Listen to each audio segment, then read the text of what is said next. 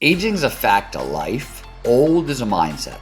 You could literally be a sedentary 85-year-old who's never done anything your entire life, and there's things you can start to do at 85 or 90 that will actually make significant differences. We don't call it peak performance aging when people start young. We have different terms for it. We like to call it biohacking, though that's not deadly accurate. So peak performance aging definitely starts in your 20s. There's 5 phases, I think that's the right word, that you talk about: curiosity, passion, purpose, autonomy, mastery. Can you just kind of give a sense of how those 5 phases in order create what's called flow? Flow is an optimal state of consciousness, right? We feel our best and we perform our best. More specifically, as everybody probably is familiar with, it's any of those moments of rapt attention and total absorption. You get so focused on what you're doing, everything else just starts to melt away and disappear. Sense of self tends to go away. Time will pass strangely. You get so sucked into what you're doing that 5 hours go by in like 5 minutes. And throughout, all aspects of performance, mental and physical, go through the roof.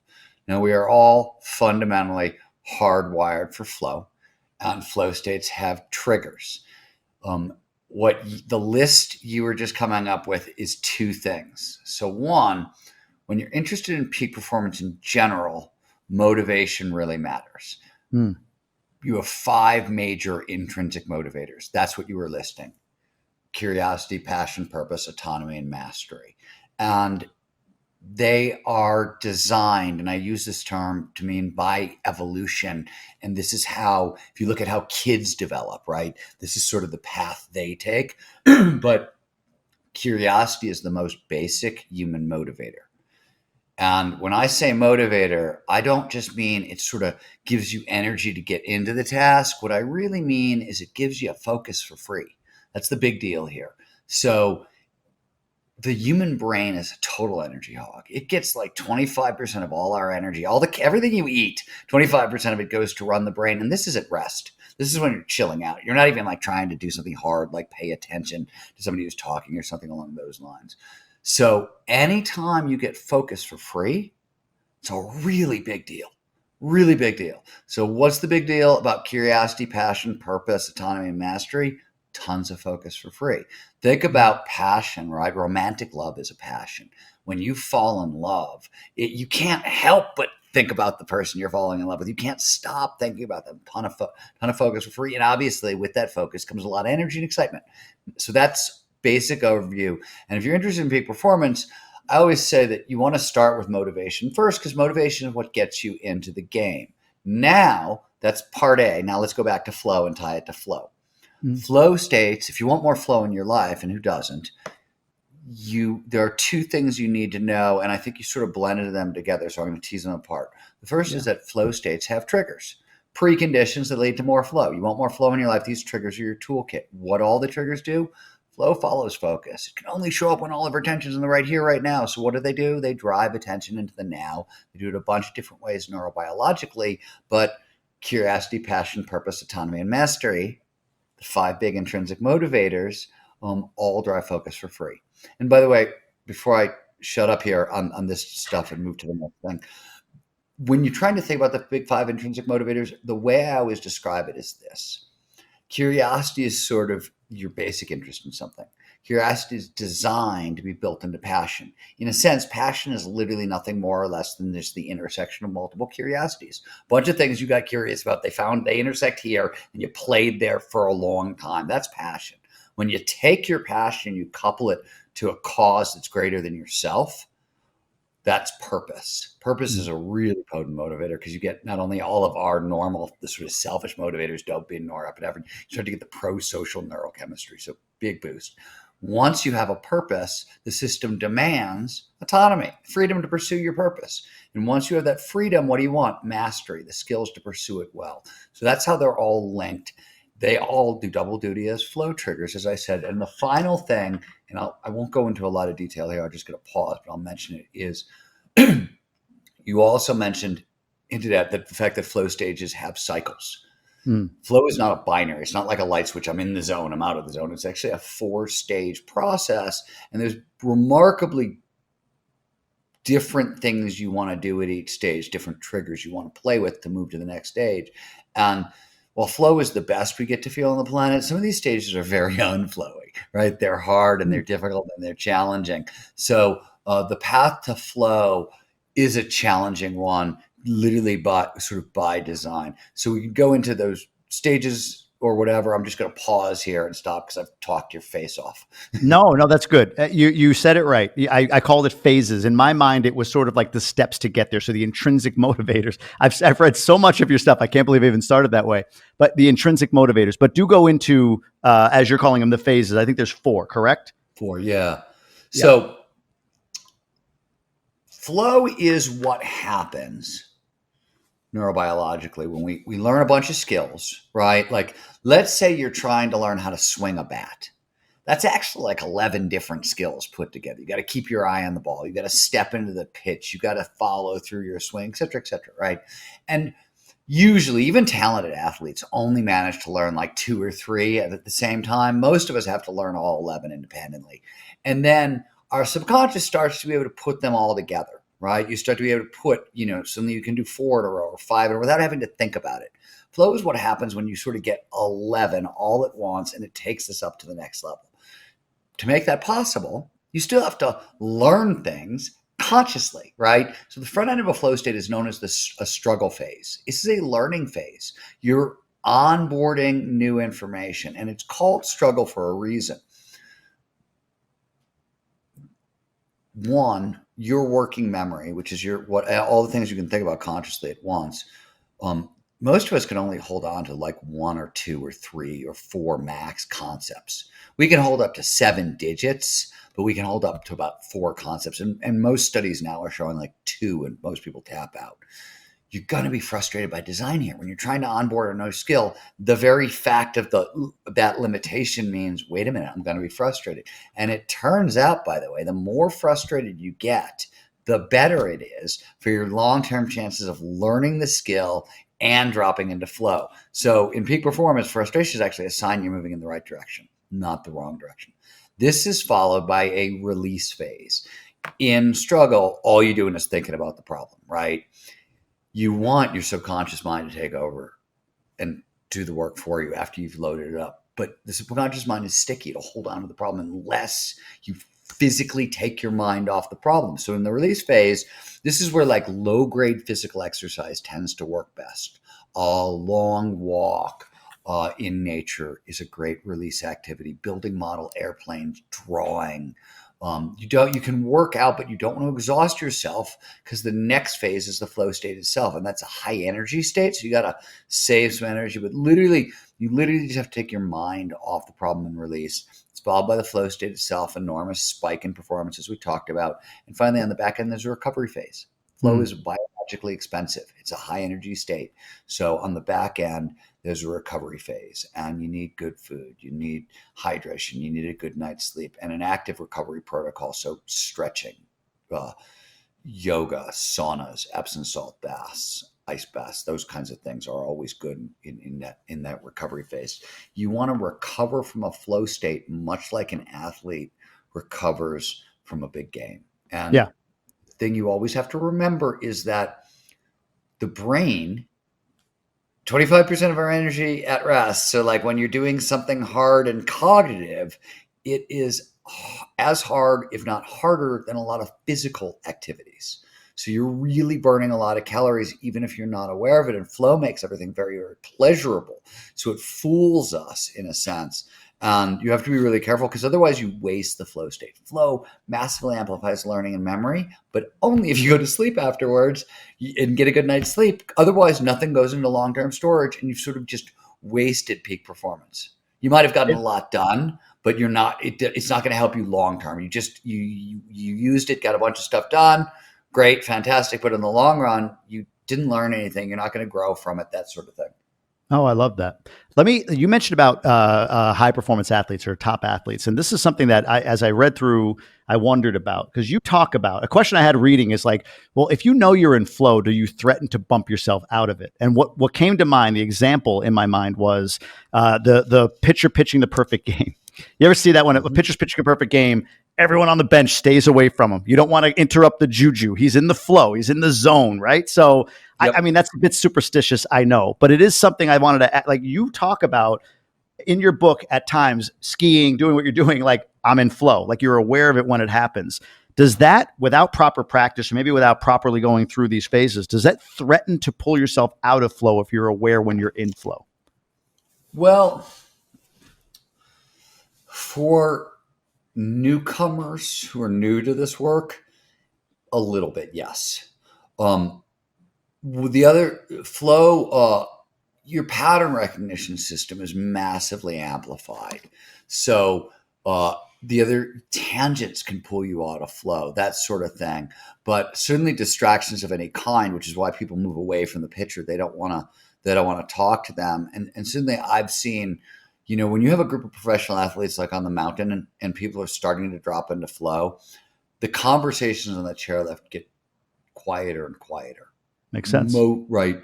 Your prefrontal cortex turns off in flow. So for example, during NAR Country, NAR Country was an experiment in peak performance aging that I ran with one other person, but we reran that experiment with 20 participants. And it was a ski experiment, right? And one of the rules was no talking on the chairlift unless you are talking about skiing or snowboarding specifically and or making people laugh. Those are the only things that are allowed. Things that are totally disallowed. Don't ever talk about yourself. Don't ever ask somebody what they do for a living. Don't ever talk about world events or anything bad. You want no emotional interference. You don't want your prefrontal cortex turning back on. Anything that's going to get your ego involved, anything that's going to get your emotions involved, these things are to be avoided, which is one of the other reasons they're not talking to that baseball player, right? Yep, makes sense. The key to life, it isn't money, it's happiness. And when you measure how happy you are, you actually become even more happy. Our friends at Gobundance, the Tribe of Millionaires, use a very specific tool to measure their happiness. It's called the Life Happiness Index. And you can have it too. Go over to Gobundance.com/LHI and take your Life Happiness Index assessment. You'll rate yourself in multiple categories on exactly how happy you are and get a custom output for you specifically that you can use in developing whatever goals you have for your life. Gobundance is the tribe of healthy, wealthy, generous people who choose to live epic lives. And the tool Gobundance members use at the base of all of that is the Life Happiness Index. Get out there and grab life big. Is there like you said, beginners threaten to bump yourselves out, but even peak performance athletes, I get that they're aware of when you're in flow and you don't want to interrupt or distract. Jamie, let me interrupt you for half a second. So this was years ago. I wrote about this in The Rise of Superman. Leslie Shearlin, who's a neuroscientist, worked with Red Bull for a very long time. They were using it was sort of like a very reduced flow paradigm. But they were looking at brainwaves and flow and of peak performers. They wanted to know what's the difference between top 5% and top 1%, right? Mm-hmm. And the biggest difference they saw is when we're in flow, our brainwaves move from where they are normally when we're awake and alert, which is high beta. It's a fast moving brainwave, down to the borderline that hovers between alpha, slower brainwave, that's daydreaming mode, and theta, much slower brainwave, REM sleep, right, is where you are in theta. Now, theta can also show up in the prefrontal cortex when you're focused and alert, so it does a bunch of different things in different places, but flow state hovers between alpha and theta, basically. What Leslie noticed in his experiments when he was working with top athletes is the difference between peak performers, top 1%, and everybody else is this. So flow is an action state. It's a decision-making state, right? Every decision, every action flows seamlessly, effortlessly, perfectly from the last. That's sort of the colloquial definition. But that is sort of that description is what turned up so much in the early research on flow. It's where flow got its name, right? It's from the fact that flow feels flowy. And one of the reasons it feels flowy is because decisions, one after another, they're just one thing to another. So what's interesting about the decisions is whenever we make a decision, there's actually a full decision-making cycle. There's 6 stages to the decision-making process, to even the simplest decisions. And when the brain goes through those decision stages, often there's 1 or 2 that will bump you into high beta, just naturally. High beta is like anxiety, or at least very awake, very alert. And that just sort of happens naturally. What's the difference between best in the world and sort of almost best in the world is the ability to drop back down to that alpha theta borderline after the interruption, basically. That's the main difference that he found. What are the practices, protocols, tactics, whatever it might be that allow for that, that allow you to get there? That's a question not only for the 5 to 1%, but I think about other situations. No, for everybody. So there's a couple of interesting answers here. There's not one. First, get some good training in flow. So flow for most people is a rare and elusive experience. At the Flow Research Collective, we're the largest neuroscience-based peak performance training company in the world. So we work with people in 130 countries, and we train tens of thousands of people every month. And it's everybody from we work with companies like Audi and Facebook and Accenture and Deloitte and on and on and on, and all the way down to like mom and dad. My point is we have globally diverse and wildly accurate pictures of what works and what doesn't and what's trainable and what's not. The first thing I want to tell you is flow is immensely trainable. So we see on average, and we measure everything, a 70 to 80% boost in flow after an 8-week training. Now, our training is not easy. You go through with a PhD psychologist or neuroscientist as a coach, and there's a lot of homework involved. It's real work. But my point is, and yeah, we're good at what we do, right? We really are good at what we do. But my point is, we don't get a 70 to 80% boost in flow because of our kung fu. We get a 70 to 80% boost in flow because this is how the biology works. And this is what's available to all of us, right? So the first thing you got to know is flow is really trainable. If you want to stop making these errors, you got to spend more time in flow. It requires training in the state, first of all. And so you have to get a basic understanding of here's how the triggers work. Here's how the flow cycle works. The stuff we've been talking about. It's not, and by the way, here's how motivation works. The 5 big intrinsic motivators. All this stuff we've been talking about. That's essentially at the core of what gets done in Zero to Dangerous, our basic training program. So there's no mystery in terms of what we're doing there. My point is that once the state becomes more reliable, that in itself will help. Other things that help: mindfulness training, anything that lowers reactivity. So you're calming down your nervous system a little bit will help you maintain that. Really basic stuff. So complete concentration is the first and most fundamental and most obvious flow trigger, right? What does that mean in practice? Like when I go to companies and say, hey, complete concentration is the first flow trigger. If you can't hang a sign in your office door that says, fuck off, I'm flowing, you can't do this work. And I start there. And I'm not kidding. I also say, look, if you've got an open office plan, you're a disaster. You're a joke. Like, are you kidding? So stop doing the stupid stuff. But here's the other thing I say: distraction management. We're not more powerful than our devices. Frick, they based smartphones around slot machines, the most addictive and distracting machine in the history of the universe. That's what your phone was designed to do. You're not going to win that war. Not very well. So turn off email, turn off messages, turn off notifications, have your conversations ahead of time. Most interruptions are coworkers.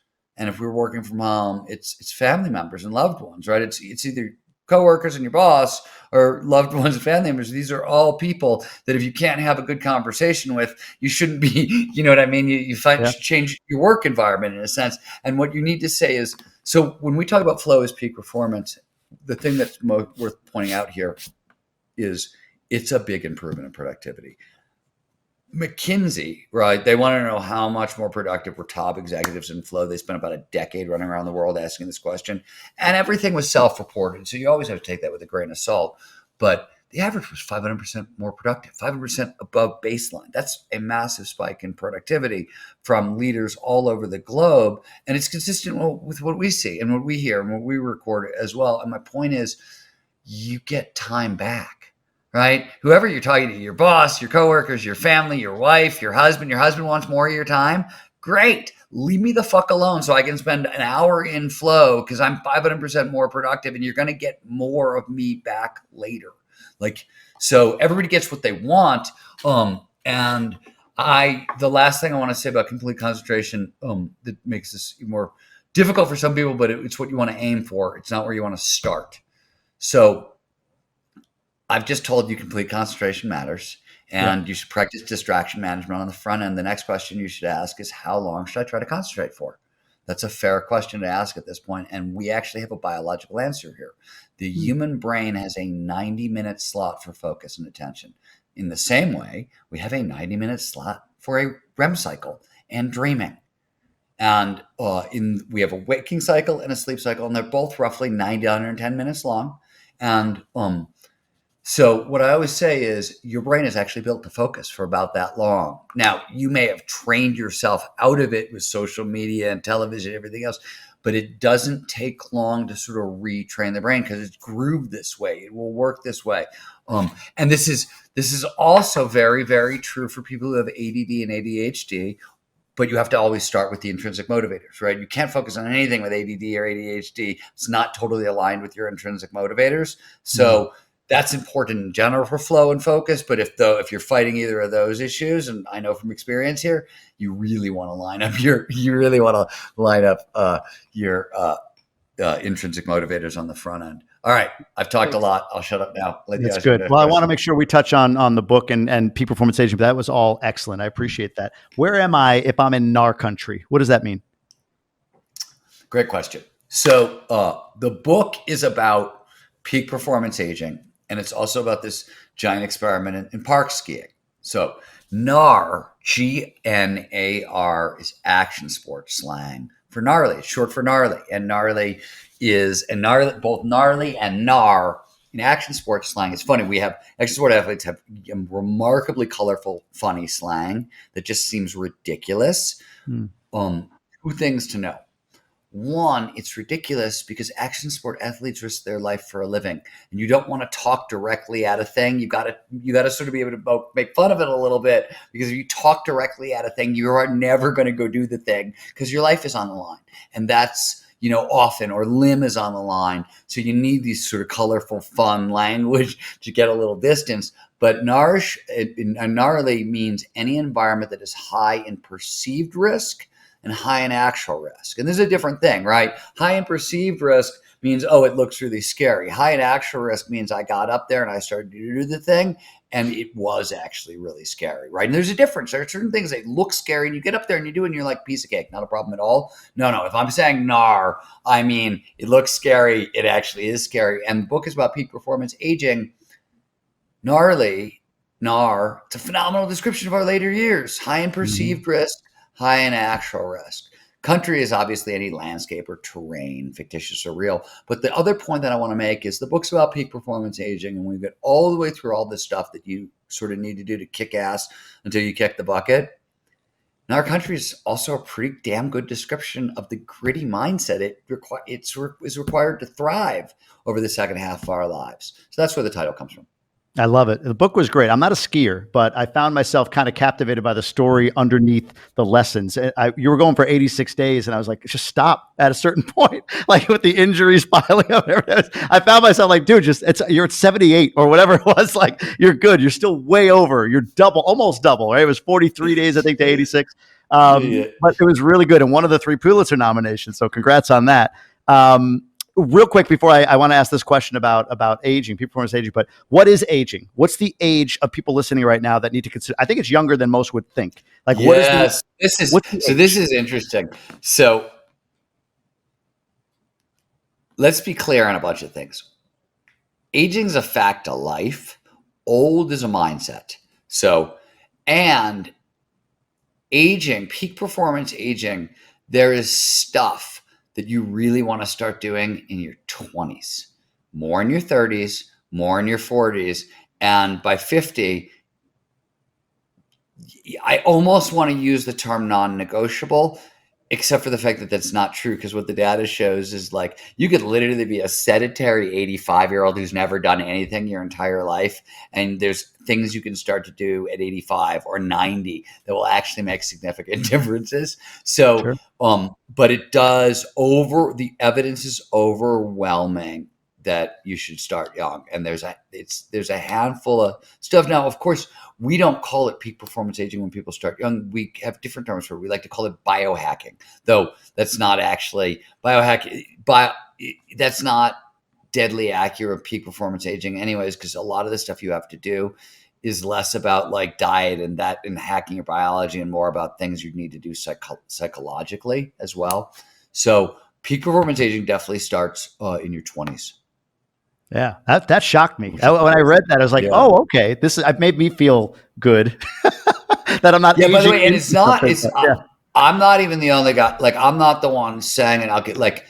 I remember, so Yakov's one of the first things, the big discoveries, what happened, right? There's a revolution at the heart of the book, which is there's an older idea, traditional idea about aging, which is I like to call it the long, slow rot theory, right? It's the idea that all of our physical skills and our mental skills decline over time. There's nothing we can do to stop the slide. And that was the dominant theory of aging in the 20th century. It sort of emerged roughly 1907 with something Freud wrote. But by the mid 1990s, 100 years later, all we'd done is prove Freud right in exacting detail. Like, we knew everything that rotted away. And then starting in the mid 90s, study after study after study started showing up that said, hey, wait a minute, that's not exactly true. Hey, wait a minute, that's not exactly true. And until we get to the point where we're at today, which is none of it's true. And what we now know is that all the skills we used to think declined over time, and there's nothing we can do to stop it. We now know they're all use it or lose it skills. And if you never stop using these skills, you get to hang on to them, even advance them far later in life than any of you thought possible. And bonus, if you get it right, there's legitimate cognitive superpowers that start coming online in our 50s that make the second half of our life so much better. So we've really sort of been told almost the exact opposite of what science now knows to be true. And that's sort of the background underneath the book. I'll pause and let you ask your next question. No, that's great. Well, on this topic, on the decline of cognition, that being more of a myth than real, and like you said, that's what I. Yep, go ahead. That was the peak performance aging starts young. Okay, I'm sorry, I forgot. Let me close that loop. So you want to stave off cognitive decline, Alzheimer's, dementia, all that stuff. This is where lifelong learning matters, right? And it's actually wisdom and expertise that matter the most. To preserve brain function, you want strong legs, wisdom, and expertise. That's the formula for preserving brain functions. If we can talk about the full peak performance aging formula in a second, but that's like how you hold on to your brain. And Yakov Stern is the guy who figured this out. He's at Columbia as a neuroscientist. There were a bunch of other people working on it, but he's the one who really sort of figured out. And you have something called a cognitive reserve, which is your protection against Alzheimer's and dementia and cognitive decline, et cetera. And the bigger your cognitive reserve is, the better off you are. And this is why lifelong learning matters, because you start developing expertise and wisdom, which are distinct things. Think of it, expertise as like the hard skills, and wisdom as the social intelligence and the meta skills that surround the hard skills, right? Both of them create really diffuse networks across the prefrontal cortex. So you get a bunch of new neurons and new neural networks. Why is this such a big deal? The prefrontal cortex is where Alzheimer's, dementia, and cognitive decline take place. It's the most recent, from an evolutionary perspective, structure in the brain. So it's the most vulnerable to disruption. One of the cool things about expertise and wisdom is the brain never learns how to do things one way. It likes to learn like 7 to 10 different ways. It's the principle is known as degeneracy, which is a terrible name for what's actually for what should be redundancy, right? Yeah. But that's really what's happening. And so what you end up with is every time you onboard a new skill, I'm learning to draw, right? It's making these wildly diffuse networks across the prefrontal cortex that are making you more impervious to cognitive decline, more impervious to losing your memory, more, et cetera, et cetera, et cetera. And Yakov Stern, who did all this work and was looking at leisure activities, which is learning to ski or learning a second language or learning to play the piano or learning to draw or whatever. And he found that we get an additional 8% protection for each additional skill we acquire. And in the frickin' paper that was written in the 90s, his end of this whole paper, it says, my advice, start young, which is, it might sound like the kind of thing that we've heard before in self-help books. This is like a top neuroscientist doing this in a science paper, which is unheard of. Like, for a scientist to step out and be like, start young in a science paper, it's a crazy bold statement that just doesn't happen, but it's so important he did it. And I know that sounds weird, but that's just not what happens in science papers. Yeah. So there's so many ways to go here. Let me take it this way. So you said that the number one principle of peak performance aging is that hard work works. And you just kind of described that, right? You said that it's use it or lose it. Hard work works in terms of peak performance aging. So you want to keep. Well, what I said is hard work works, smart works better, and well, that's what I want to dive into. Works best. There you go. I wanted to dive into that because where I was going to go was at the same time. Stress, you noted, is it declines cognition as we age if there's too much stress. So hard work works feels like stress. So yeah, go through that if you don't mind, like how those two. Yeah, let hard work works, smart work works better, smart play works best. What the hell does that mean? Let me come at it slightly differently. Let me give you peak performance aging in a single sentence. Here's everything you need to know. If you want to rock till you drop, you have to regularly engage in challenging, creative, and social activities that demand dynamic, deliberate play and take place in novel outdoor environments. That's the entire formula. Now, I'm going to break apart that formula for you in a second, but let me just point one thing out I really want everybody to notice what's not in that formula. There's no whiz-bang technology in that formula. There's no like weird breath protocol or ice baths or something you have to buy or something anybody's selling you. No hacks. There's no substances. Yeah. And there's no biohacks, right? My point is that all this stuff comes built into all of us. To the idea that nobody can attain peak performance aging, you're out of your mind because we've got 60 years of data. This isn't just me talking. This is 60 years of like hardcore science, biology, neuroscience, geriatric, on and on and on and on. Overwhelming evidence showing exactly this. And couple of things to know. One, flow for a ton of different reasons is really critical for peak performance aging. Let me give you one because you sort of hit on it, which is, so there are 9 known biological causes of aging. And what do they have in common? What do they share? They all hinge off of stress and inflammation. So anything that is an anti-inflammatory, anti-stress technology and that mindfulness, exercise, et cetera, is an anti-aging technology. When we move into flow, there is a global release of a gaseous signaling molecule known as nitric oxide. It's almost in every cell in the body. And when it gets released, it pushes stress hormones out of your system. If you've ever worked out, when your mind gets quiet and your lungs open up, that's nitric oxide, okay? Now, with flow, it's a huge burst of nitric oxide. What it does is it resets the nervous system at zero. It completely rids the system of stress hormones. This is why, and I've written about this in other books, flow is so effective. It's part of a protocol for treating an autoimmune condition. Autoimmune condition is a nervous system gone haywire. Yep. So flow resets the nervous system at zero. Really important for treating autoimmune conditions, really important for all of us, very important over time. As a bonus, and I can go into why if you want, but let's just put it out there first, which is flow also boosts the production of T cells, which amplify the immune system, and killer T cells, which target tumors and other sick cells. So literally some of the issues of aging. So flow is a phenomenal anti-aging technology. That sentence I gave you, a lot of those words are flow triggers. Novelty is a flow trigger. Challenging activities where we're using our skills to the utmost because we have to pay attention there. That's a flow trigger. Creativity, pattern recognition sits underneath creativity. We link ideas together. That's a flow trigger. A couple others are built in to this formula. So one of the first things the formula is designed to do is maximize flow.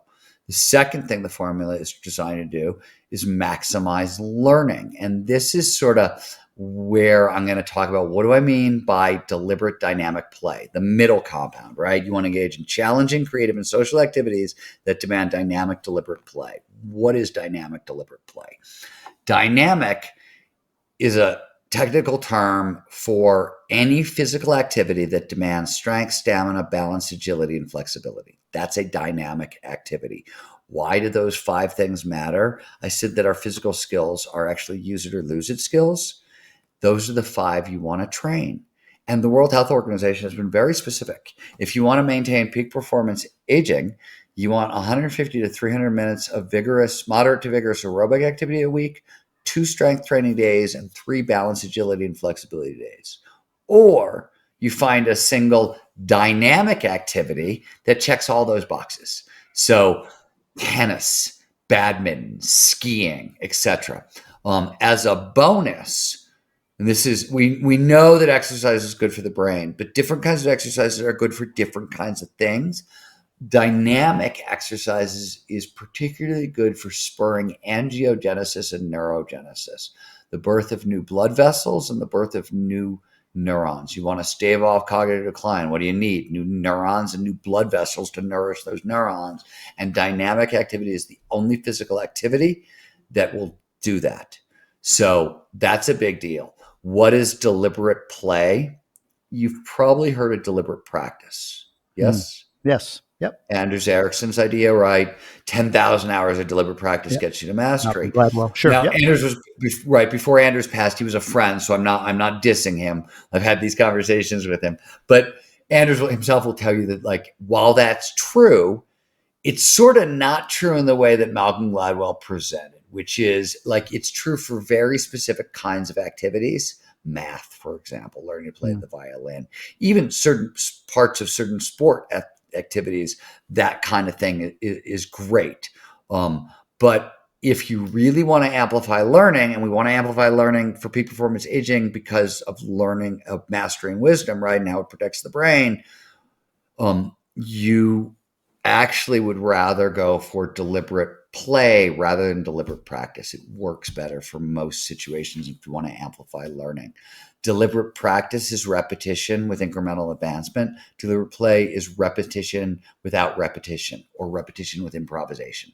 You do what you did before, but you improv and you have some fun on top of it. What's the big deal? Why does it matter so much? One, quick shorthand for how does the learning and memory work in the brain. The more neurochemicals that show up during the experience, the better chance it goes from short-term holding into long-term storage. When we learn stuff, when we try to work hard to do it, we get a tiny little bit of dopamine after we've learned it from good job, goal accomplished, right? When we play, we get a shitload of dopamine and a bunch of endorphins along the way. These things cement things in the memory much faster. Deliberate play, for most situations, outperforms deliberate practice. So if you can find a dynamic activity that demands deliberate play, which is essentially the approach I took towards park skiing, but you can take it towards anything. That's what you're aiming for. So that's when I talk about smart play outperform, like hard work works, smart work works better. Smart play works best. When you so I think about entrepreneurs, that's what most of this audience is going to be, high performing entrepreneurs, male especially. And I know a big struggle is always, I'm in so many different things all at the same time. I have to narrow my focus a bit. But I guess the question is that true that, hey, like you've got, this business, that business, that business, there's too many things at the same time. You would benefit from narrowing in and focusing all your effort on one thing? Or is it true that no, take these concepts on how you can tap into flow and therefore leverage peak performance aging in order to be optimal across all of these businesses? So it's an interesting question. And I think there are some limits. So let me give you an example from my own life. I have probably 4 or 5 different careers at once, right? Speaker, writer, sure. Yeah. Speaker, writer. I run a hospice care dog sanctuary. I run a company with, mid-sized company with 80 to 100 people, depending on where our staff is at any given day. And the way I the way I think about it is I do 6 things, period. And 3 of them are sort of like my mission statement things. Every day I want to see if I can write books that have a deep impact. I want to make the world a better place for animals, and I want to advance flow science and training.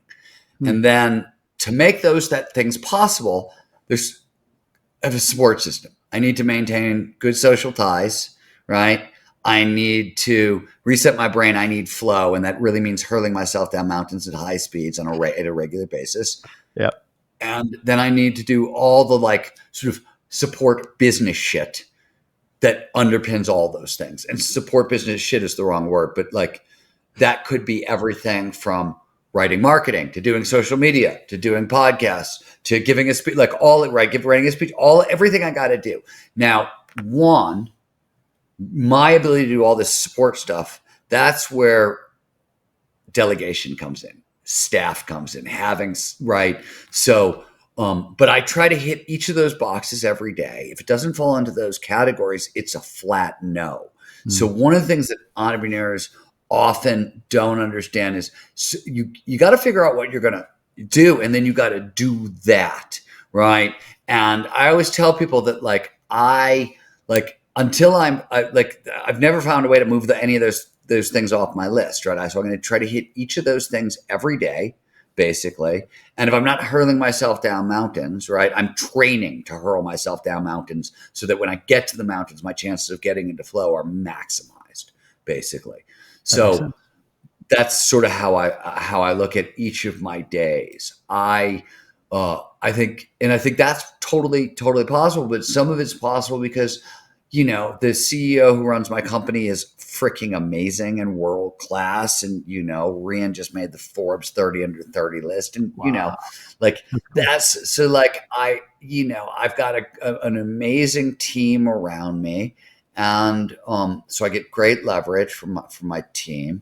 And my wife, by the way, and you know what I mean? And my friend, like I've got a really good support staff around me, which allows you to do more, but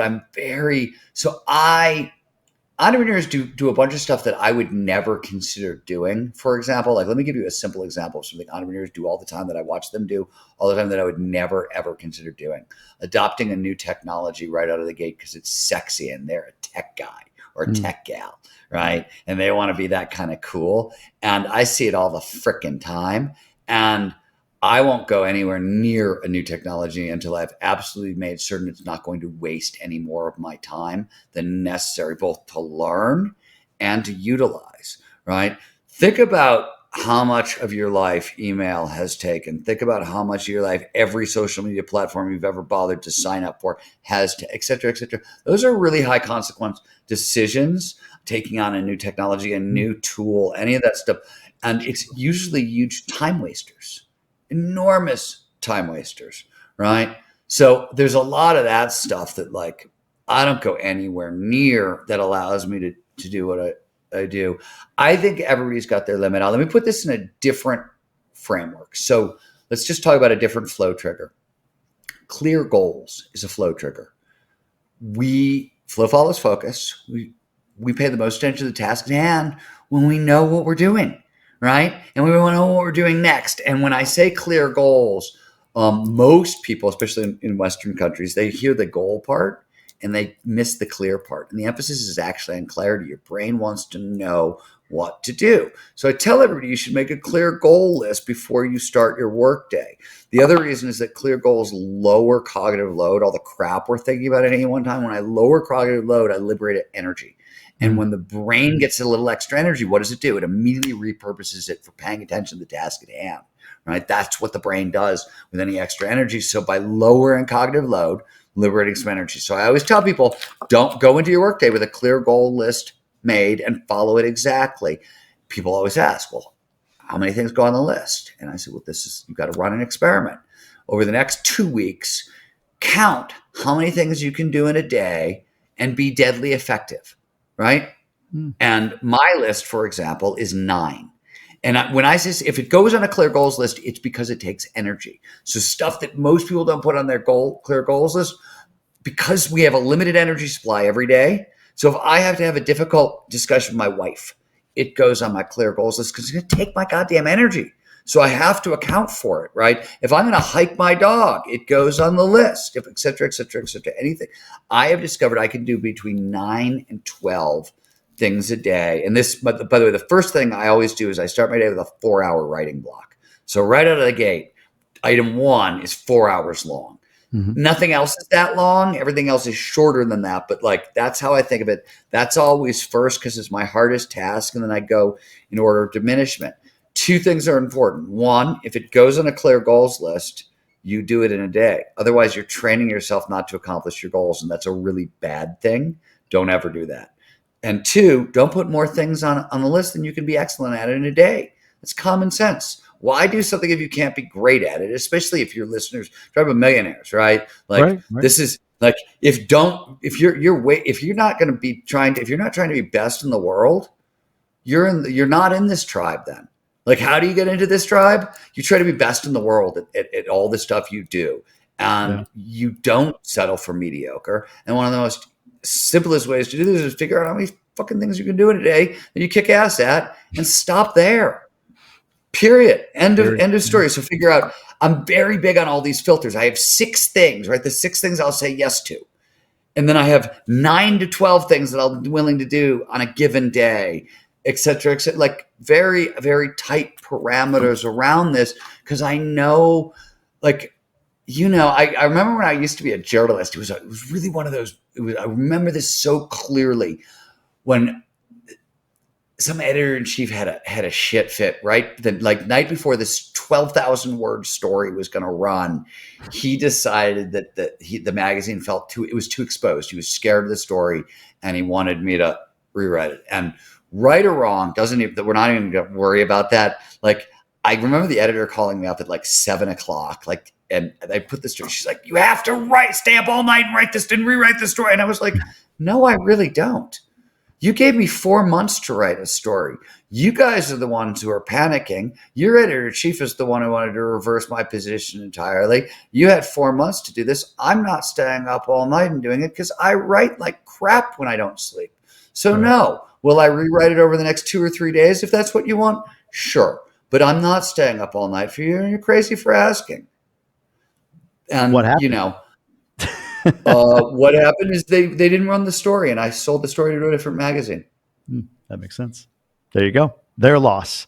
In the interest of time, I want to touch on this. You mentioned one of your 6 was around sort of your network, and rule 7 in the book that you came up with toward the end of the book. You really set all these rules is flow over friends. I really like that. Flow over friends. So if you can't ski with me, see you later. So this group, this podcast speaks to folks that, are maybe interested in joining this tribe of millionaires. So talk about that. How important is who you're hanging out in terms of being able to, drop into flow and or continue to experience peak performance aging? Okay. So there's like 5 different things woven in here, and they're all kind of cool. My brain does the same thing, man. It's funny. Yeah, no, it's fine. Let me just pull them out and see if I can unpack them all here for who's listening. So 1, let's just start with the obvious thing. So maintaining robust social ties is foundational to peak performance. It's really important. Flow is a high energy state, so you got to do everything you can to protect your energy. Whenever we face a challenge, could be an opportunity, could be a threat, right? And could go either way. The brain runs a very simple calculation. It wants to know how much energy you need to meet this particular challenge. And one of the questions it asks is, do you got posse? Because if you're solo, this is probably a big problem, and you need a lot of energy and a lot of anxiety to deal with it.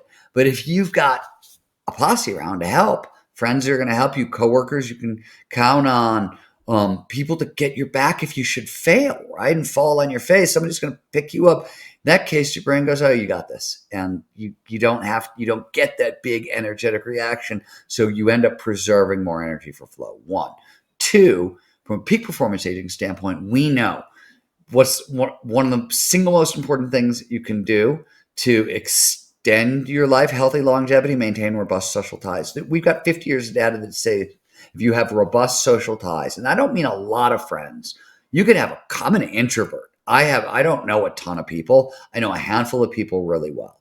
Yeah. And it's the quality of the relationships more than the number of those relationships, and you have to just tend to them on a regular basis. And adds an additional 7 years of healthy longevity to your life. That's huge. There's a couple other things you can do to get a bigger bang for your buck, but that's pretty enormous in terms of things that will, give you additional healthy years. So maintaining robust social ties plays a peak performance role from an energy perspective, plays a phenomenal role from a peak performance aging perspective. I can talk about why it helps with peak performance aging. But if you want, let me just stop there. I think there was another thing you asked, and I'm forgetting it. But no, you got it. You're on the track of this. okay. It's what is the case for The last thing I want to mention is the two other things I want to mention. So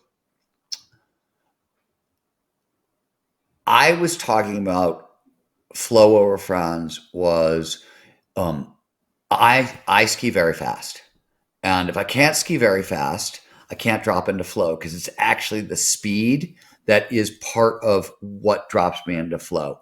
And so if you want to ski with me, you have to be able to ski that fast or faster.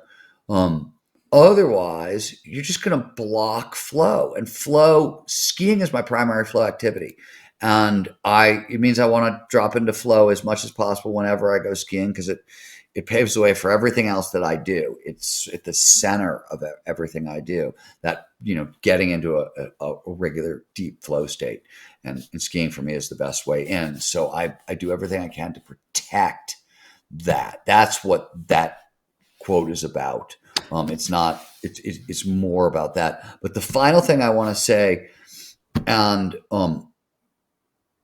just because it matters so much, and I just don't. It's a Silicon Valley maximum, right? The 5 people, you're the sum total of the 5 people you spend the most time with, and I really believe it. I really do believe it. So, and you really just want to surround yourself by people you admire and people who are directional arrows. I always say this. Let me put it differently. People always make a mistake in relationships, especially. It's the only love advice I'll ever give. I don't ever venture into that realm. I don't, you know what I mean? Like We're beyond getting the my own exclusive. marriage. Yeah, let's hear it. Beyond the fact that I've been married for a long time, I got no wisdom here. This isn't my field. But the one thing I always point out to people is just the obvious, which is you become the person you spend a lot of time with. So if you don't want to become the person you just met at the bar who you want to start dating, what are you doing? Like, people are we're directional arrows for each other. And so that's, I think, really important to this kind of discussion for entrepreneurship in general. Yeah, I think there's an analogy to you going fast, get you in flow. It's the same thing in life and anything that you're doing that's purposeful, right? That has that flow trigger, if you will. If your friends, that ones you're surrounding yourself with, don't understand the fact that you need to go fast, probably the wrong group of friends, right? And it's the same thing in entrepreneurship and business. Like, I found that the entrepreneurs I'm friends with understand if I don't call them back right away, where some other folks in my life may not quite get that, And so it's who do I want to spend time with? Because I get it. I get what they're doing and that they may not be able to call me back right away sometimes. So just a small example of that. In the interest of time here, because we're going to have to wrap up here, where should folks learn more about what you do? There's the Flow Research Collective. There's the book. What's the best place for people to go to learn more about you? It depends what you want to learn. I'm at Stephen Kotler on social media. StephenKotler.com is my website. FlowResearchCollective.com is the organization. If you're interested in training with us, the best place to go is GetMoreFlow.com. GetMoreFlow.com. Stephen Kotler, it's been a true pleasure. I appreciate you coming on. Thank you for having me.